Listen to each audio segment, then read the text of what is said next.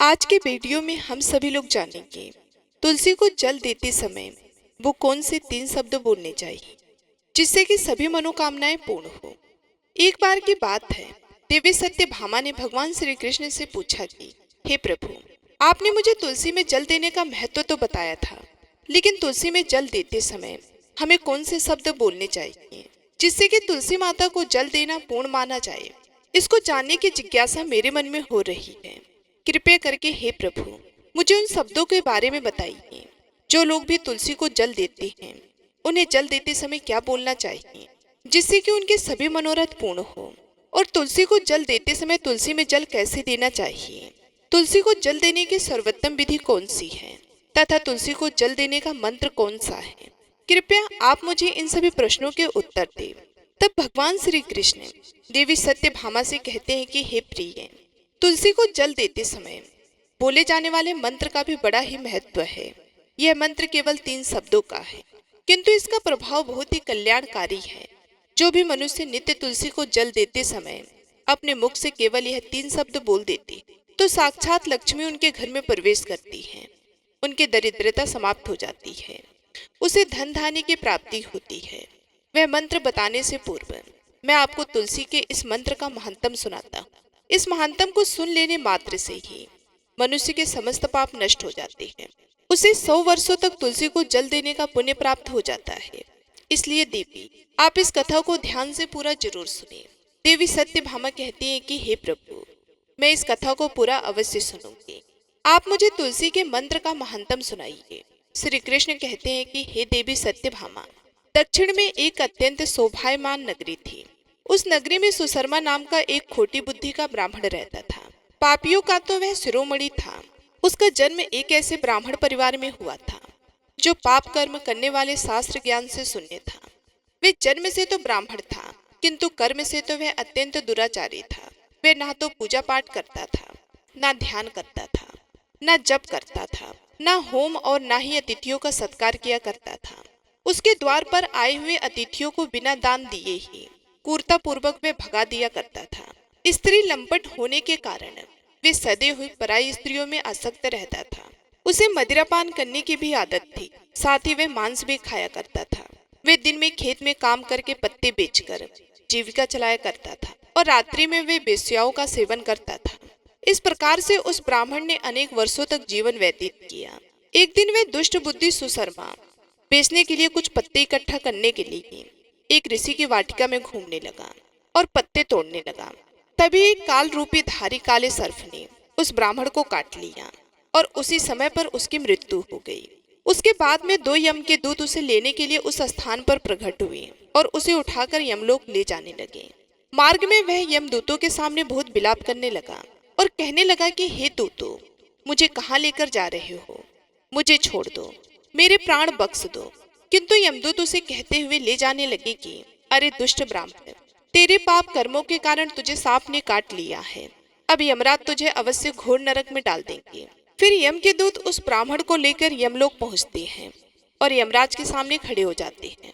चित्रगुप्त उस ब्राह्मण का लेखा जोखा निकालते हैं और यमराज से कहते हैं कि हे धर्मराज, इस ब्राह्मण ने बचपन से लेकर मृत्यु तक पाप ही पाप किया है। इसने कभी भी कोई पुण्य का काम नहीं किया है। फिर धर्मराज अपने दूतों से कहते हैं कि हे दूतों, इस घोर पाप करने वाले ब्राह्मण को उठाकर ले जाओ और इसे नरक में डाल दो। फिर यम के दूत उस ब्राह्मण को लेकर जाते हैं और नरक की भयंकर अग्नि में धकेल देते हैं। अनेक वर्षों तक नरक में सजा भुगतने के बाद उस ब्राह्मण को दूसरे जन्म में एक बैल का शरीर मिलता है। बैल का जन्म पाकर वह बोझ उठाने का काम करने लगा। उसका मालिक उससे दिन रात काम करवाने लगा। फिर जब उस बैल की शक्ति कम हुई तो उसके मालिक ने उसे एक लंगड़े आदमी को बेच दिया। उस लंगड़े आदमी ने उस बैल को खुद का बोझा उठाने के लिए उपयोग किया। वह उसकी पीठ पर बैठकर घूमा करता था। इस प्रकार से उस बैल ने 8 वर्ष तक उस लंगड़े आदमी का बोझ उठाया। फिर एक दिन वह लंगड़ा आदमी उस बैल की पीठ पर बैठकर किसी ऊंचे पर्वत पर जाने लगता है। उस पर्वत पर बहुत देर तक चढ़ने के कारण वह बैल बहुत थक गया। उसकी शक्ति क्षीण हो गई और कुछ समय बाद वह बैल बहुत जोर से मूर्छित होकर जमीन पर गिर पड़ा और अंतिम सांसें लेने लगा। तभी वहां पर खड़े लोगों को उस बैल पर बड़ी दया आ गई और वे उसके मुख में पानी डालने लगे। फिर उन लोगों में एक पुण्य आत्मा व्यक्ति था। उसने उस बैल का कल्याण करने के लिए अपना पुण्य उस बैल को दे दिया। उसे देखकर अन्य लोगों ने भी अपना अपना पुण्य याद करके कुछ पुण्य उस बैल को दे दिया ताकि उसे मुक्ति मिल सके। उसी भीड़ में एक वेश्या भी खड़ी हुई थी। सभी लोग अपना पुण्य उस बैल को दे रहे थे। यह देखकर उस वेश्या ने भी अपना पुण्य उस बैल को दे दिया। कुछ देर बाद उस बैल की मृत्यु हो जाती है। फिर उस स्थान पर यमदूत आते हैं और उस बैल के शरीर से उस ब्राह्मण की आत्मा को निकालकर यमलोक ले जाते हैं। यमलोक ले जाने पर उसे यमराज के सामने खड़ा किया जाता है। फिर चित्रगुप्त उसका लेखा जोखा देखते हैं तो वो आश्चर्य में पड़ जाते हैं। उस वैश्य के द्वारा उस बैल को दिया हुआ पुण्य बहुत बड़ा होता है। उस पुण्य के प्रभाव से उसके सभी जन्मों के पाप नष्ट हो जाते हैं। फिर यमराज उस ब्राह्मण के सभी पाप क्षमा करते हैं और कहते हैं कि हे ब्राह्मण, उस वैश्य ने तुझे अपना पुण्य देकर तुझ पर बड़ा उपकार किया है।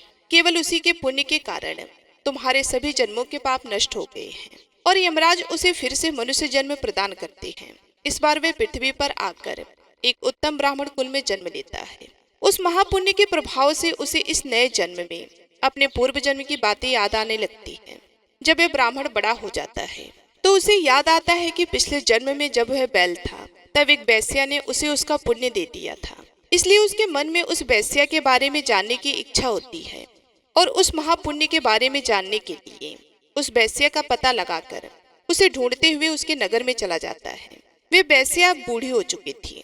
फिर जब उसे वह वेश्या मिल जाती है तो वह उसके सामने जाकर उसे बार बार प्रणाम करता है और उस वेश्या का धन्यवाद करने लगता है। वे वेश्या कहने लगती है कि हे ब्राह्मण श्रेष्ठ, आप कौन हैं और किस कारणवश आप मुझ वेश्या को धन्यवाद दे रहे हैं? मैंने आपका कौन सा कार्य किया है जो आप मुझे नमस्कार कर रहे हैं?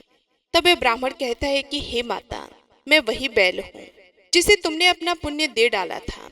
अपने पाप कर्मों के कारण मुझे पिछले जन्म में बैल होना पड़ा था। उस पर्वत पर जब मैं मर रहा था तो तुमने मुझे अपना पुण्य दिया था। तुम्हारे पुण्य के प्रभाव से ही आज मुझे फिर से मनुष्य जन्म मिला है।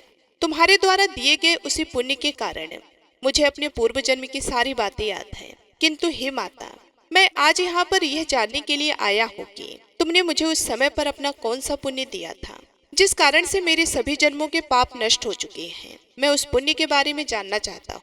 तब वेश्या ने कहा कि हे ब्राह्मण श्रेष्ठ, मैंने तो अपने जीवन में कोई पुण्य के काम नहीं किए हैं, किंतु मेरे घर में एक तोता है जो पिंजरे में रहकर हमेशा कुछ बोलता रहता है, जिसे सुनकर मेरा अंतःकरण पवित्र हो गया है। उसी तोते के द्वारा बोले गए मंत्र का पुण्य मैंने तुम्हें दान में दिया था। फिर वे वेश्या और वह ब्राह्मण उस तोते के पास जाते हैं और उससे पूछने लगते हैं कि हे सुख, तुम कौन सा मंत्र बोलते रहते हो जिससे बोलने से हमारे जीवन का उद्धार हुआ है? यह मंत्र तुम्हें किसने सिखाया है और इस मंत्र का क्या अर्थ होता है? तब उस तोते ने अपने पूर्व जन्म का वृतांत सुनाना आरंभ किया।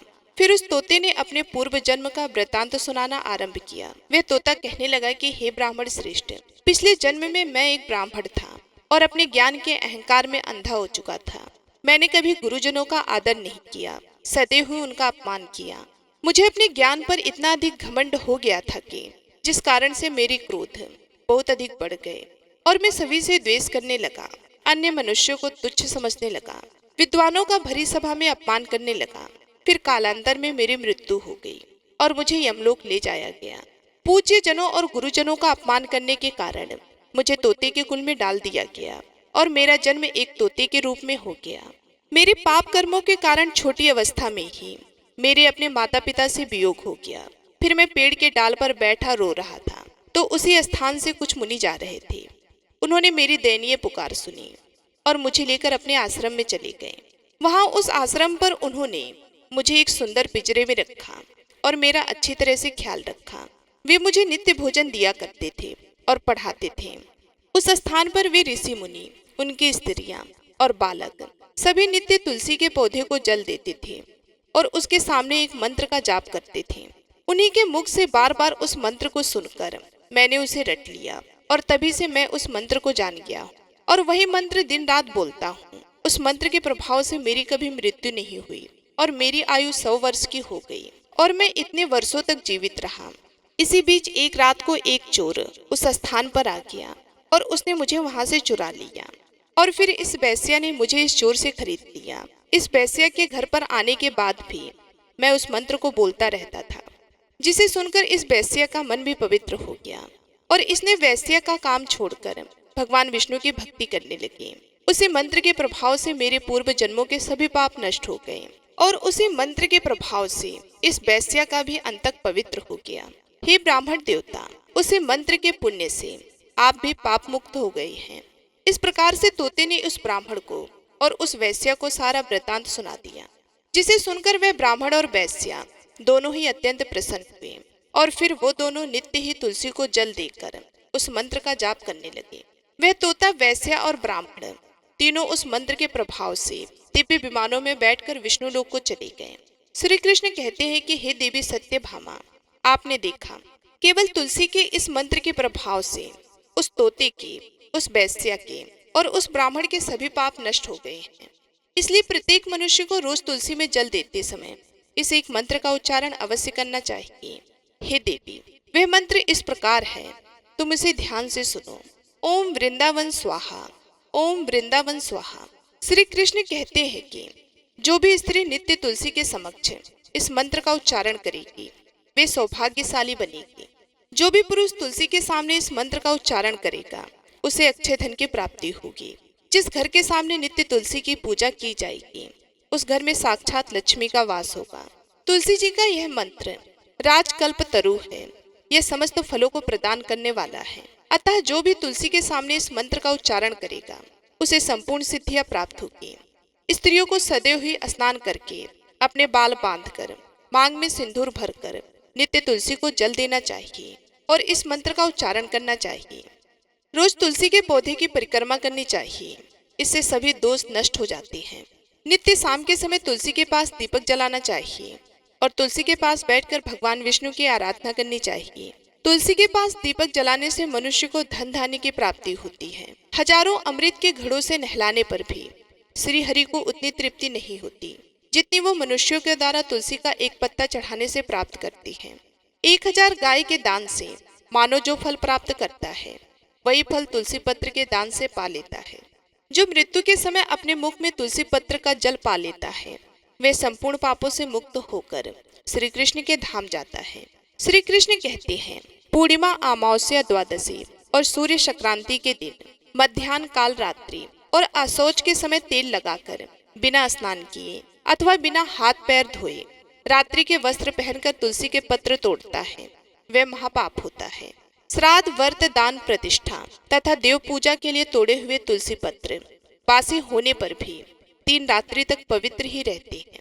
तुलसी का एक एक पत्ता ना तोड़कर पत्तियों के साथ अग्रभाग को तोड़ना चाहिए।